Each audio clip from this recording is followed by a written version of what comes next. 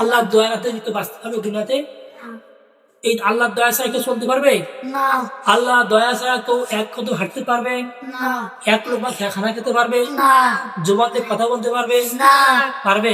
না আল্লাহ অনুগ্রহ ছাড়া এই পৃথিবীতে চলতে কেউ পারবে না। আলহামদুলিল্লাহ, আলহামদুলিল্লাহ। আল্লাহ অনুগ্রহ হলো আমাদেরকে মাদ্রাসায় রেখে জান্নাতে নেওয়া। কার অনুগ্রহ বলেন? কার অনুগ্রহ? আল্লাহ কথা বলে না ইমরান, কার অনুগ্রহ? আল্লাহ আর ওই যাদেরকে স্কুলে নিয়ে গেছে এটা কার অনুগ্রহ? এটা আল্লাহর অনুগ্রহ। কিন্তু ওর ইচ্ছা আকাঙ্ক্ষা ছিল কি হওয়া? ডক্টর হওয়া, তাই না? তার বাবা মা ইচ্ছা কি? আমার ছেলেকে ডাক্তার বানাবো, ইঞ্জিনিয়ার বানাবো। কি বানাবে? ইঞ্জিনিয়ার বানাবে, সুদখোর বানাবে, ঘুষখোর বানাবে। ইঞ্জিনিয়ার হয়ে রড চুরি করবে, ডাক্তার হয়ে পড়াশোনা করতে নেবে 1 লাখ টাকা, নেয় না? এইগুলো জালেম আকারে দুনিয়াতে তৈরি হবে।